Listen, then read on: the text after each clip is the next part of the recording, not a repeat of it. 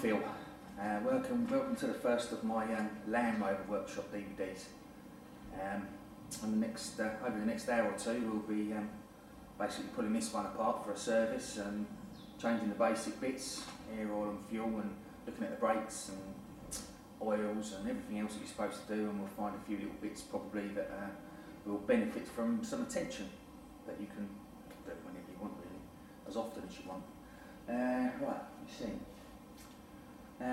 Tips and tricks coming up, time savers, anything else I can think of that we'll get in there, anything I discover. If you know anything, if you've got any products or any gadgets that you think I should stick on this car, because this is going to be a project, have a look at my cobalt-miner.co.uk website and you'll see what I did to my last car, which was very near the end of its life, Morris Minor, which now looks fabulous. I love it. And my favourite bit being the interior. I actually sat down with a sewing machine and pimped it for about 500 quid, including buying a sewing machine, so have a look at that. This vehicle is being prepared for holidays this year. Spanish 4x4expedition.com. It's going to be a support vehicle, so we're going to make it right. Get some wheels, tyres and all the good stuff. Lots of DVDs coming up covering everything. Once again, have a look at the Morris Minor and you'll see what I'm talking about. What else did I want to mention? Okay, doesn't matter how good a mechanic you are or if you're just starting, my DVDs basically are over my shoulder, so whatever I do you'll see every nut and bolt, every detail. We're filming it in the MOT station here. I'm an MOT tester, so hopefully we'll spot a few Land Rover fail points. Not that I want them. There's the new one. Whenever you put anything new on, always make sure the outer ring and the inner ring are the same diameter, the thread's the same, or at least looks the same, and don't force anything on. Right, now I'm going to be naughty and rest that there so I don't have to climb down and do it again. Doing it this way, you only do these up by hand, but reasonably tight. In fact, probably as tight as you can do it with 4 fingertips. Don't want any air leaks. Doing it this way will require some cranking over after the service, but I'll show you another little trick. Another little trick that will help you if you ever run out of fuel. So we'll call that the equivalent of running out of fuel.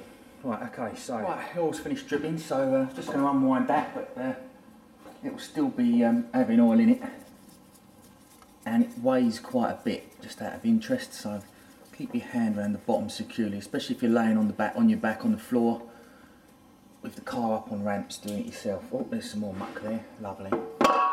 And have a look, that's what it looks like. It's lovely. Make sure your new one's the right thread. Oil seals are in the right place. Same diameter across. That oil filter's actually a little bit shorter. That sort of difference is not a problem. Right, while I'm winding it up, I have to say that during that, about a minute ago, when I said my green grass comment and smashing through it, my senior camera person nearly spat a chewing gum out at the smashing through it with a Land Rover comment. Driving over a bit of grass with a Land Rover, don't kill it, it'll grow again, but if you pour engine oil over it, it won't. So that was what I meant by that statement. Right, I haven't dropped the car much, there's a couple of bits I want to show you, so come round and have a look.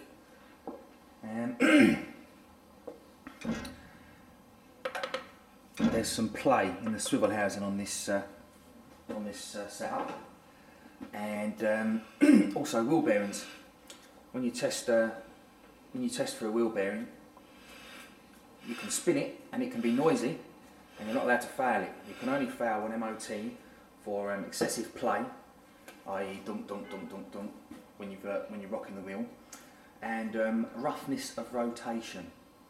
But if you can feel roughness of rotation, then the chances are you haven't got much of a wheel bearing left anyway. So anyway, how to test it with your wheel on, testing for swivel housing movement. You can just jack the car up under there and lift the wheel off the ground by about an inch, put a bar under the wheel and just lift the bar. That saves trying to move the wheel and all the weight of the suspension yourself. Lift the bar up. That's how it's tested on MOT, and you'll hear dum dum dum dum. If you come in closer and have a look now, I'll show you a couple of other bits. Wheel has to turn lock to lock on the MOT test. The stop has to be there, and also when you turn it back that way on this one, you can see that metal brake pipe hitting the spring. That's very bad. Obviously, if we go bend it in, that's fixed. That's from a fail to a pass now. Right, okay, so to check if you've got it up in the air or on the floor, to eliminate wheel bearing, if you're not sure if you've got a wheel bearing or playing your swivel housing, get someone to put their foot on the brake, and the brake caliper will pinch up the disc, pinch up the brakes, and hold the disc solid, so there won't be any movement. You won't feel the wheel bearing movement. You'll only feel the movement in the hub. So the wheels off on this one, obviously, because we're showing it on camera. And if I just rock it top to bottom as hard as I can, you can just hear a dunk dunk dunk dunk dunk. And because I've already tested it, I know it's not the wheel bearing. I know it's the swivel housing, and I've had my hand on it while someone else has been rocking it, and I can feel it playing. So we're going to show it as part of the service DVD. It's not really, but let's drop it a bit, come in and have a look. Come in and have a look. Now basically this cap here has got some shims under it, so loosen them bolts off. I'll unwind them. They're 11/16 or 17mm. It's the closest to that. So I'll pop them off. I'll unwind them. And just before we go, come back in a second when I've unwound them. Right, I've cleaned mine up as best as I can, just with squirty brake cleaner. If you've got a toothbrush or a paintbrush, good idea. A bit more aggressive for getting the dirt off. The pistons on mine don't actually look too clever, so at some point in the very near future we will be putting calipers on. Right, okay. That's special tool list. Push your pistons back. Don't take the brake pads out. Leave them in until you have. Actually, let's do it one at a time. Come in and have a look over the top, because you're probably right at the wrong angle for seeing. One side of the pliers round the caliper, one round the brake pad. Nice gentle pressure, not forcing. Just keep the gentle pressure on, and that will push the pistons back. Just keep adjusting the pliers up to take them back. All the way back, so the brake pad's touching this side of the caliper completely. You don't want any pistons showing. Right, if you stick your head in there, I've got to get the piston all the way back. So I'm going to pinch it up there now, rather than won't spend hours filming this. But pinching this side back, then put the new pad in. If you pinch this side back, I'll tell you what, I'll just demonstrate it. If you pinch one side back and then go, right, I'm going to put the other side back now. When you do that, this side comes back out. You could be doing that all day. So pinch one side completely back, put the new pad in, and then pinch the other side back, put the new pad in. Now,